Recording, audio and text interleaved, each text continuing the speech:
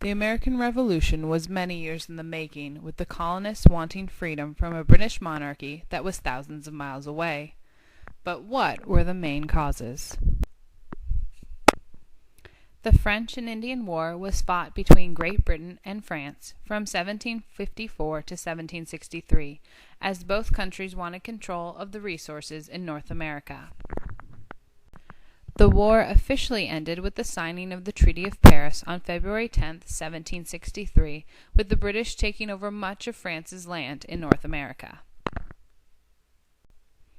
However, the war left the British government deeply in debt, and King George III issued the Proclamation of 1763, which gave the king the ability to impose new taxes.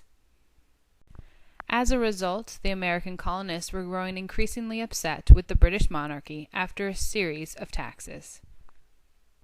The Sugar Act taxed the colonists on sugar, wine, coffee, and other goods imported in large quantities from England. Many colonists boycotted these products, creating the popular phrase, "No taxation without representation."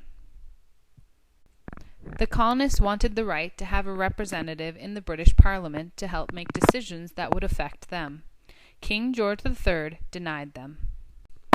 The Stamp Act required colonists to pay a tax for any printed material such as magazines, newspapers, playing cards, and many other types of paper used throughout the colonies. The Townshend Act was a series of 5 laws that were met with much resistance in the colonies, prompting the occupation of Boston by British troops in 1768, which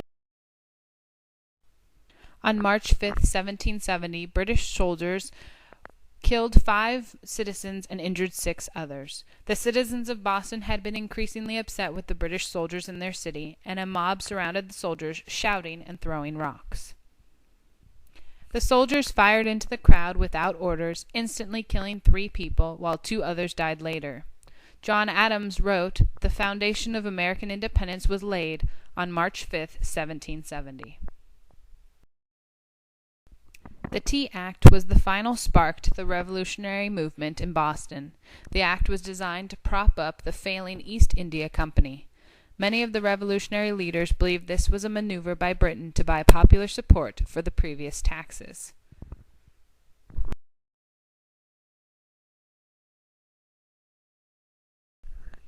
On a cold December night in 1773, radical townspeople disguised as Native Americans stormed the ships and tossed 342 chests of tea into the Boston harbor.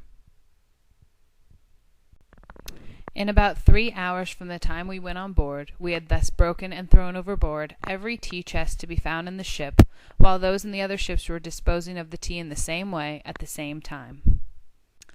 Not a single British East India Company chest of tea bound for the 13 colonies reached its destination. Not a single American colonist had a cup of that tea. All of the colonies except Georgia sent delegates. The conference was made up of some of the most eminent men in America: Colonel George Washington, Patrick Henry, John Adams, and Samuel Adams.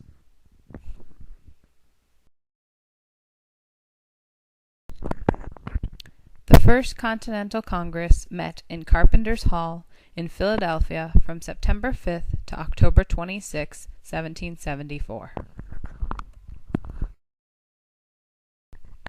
At the end of the Congress, the delegates issued a document known as Declarations and Resolves to send to King George III.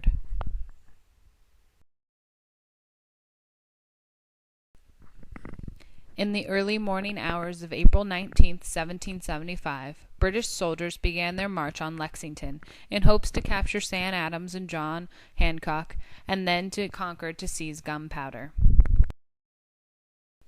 Word spread from town to town, and militias prepared to confront the British. When the guard of nearly 240 British soldiers arrived in Lexington, they found around 70 Minutemen awaiting them. These 2 battles are often believed to be the very beginning of the Revolutionary War. It would be another year before the Declaration of Independence was written and sent as the official declaration of war with Britain.